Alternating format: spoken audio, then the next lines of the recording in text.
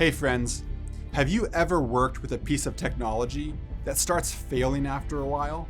The screen freezes, gives you error messages, or is just processing at ridiculously slow speeds. Since I am the media and production director here at Rev City, I work with many different pieces of technology. And over the years, I've experienced this issue many times. And so I'll try and do some research, try and figure out why this hardware or software isn't working like it's supposed to. And probably 90% of the time, here's what I've found. And it's comically simple. Have you tried turning it off and turning it back on again? Now that's probably a phrase that we've all heard when in similar situations. But you know what? It usually works.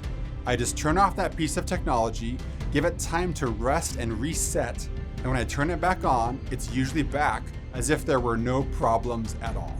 I've also seen this true in my own life. Recently, my family took a vacation together to the West Coast. The chance to get away with family, go to the ocean, visit theme parks, to rest and have fun was a huge blessing to us. And I remember when we got back and it was time to return to work, start the kids' school year, get back into our weekly schedules. I'll never forget during a time of morning prayer, taking a deep breath and feeling a peace and rest deep in my soul. I genuinely felt, I'm ready. I'm excited to get back into the daily work schedule, to tackle the new work projects, schedule the meetings, get the kids to piano lessons, and many, many other things. Because we were purposeful, we rebooted and reset, took an intentional time of rest. And because of that, our life and productivity benefited. So just like with a piece of technology, when our lives are constantly running without purposeful times of resting, things break down and do not function like they were designed to. We can become irritable. Our attitudes towards loved ones can become harsh, and it can even become easier for us to slip into sin. Our perfect Father in heaven knows our limitations and our struggles. And so, from the very beginning, He instructed us to take time off, to reboot and reset, to rest.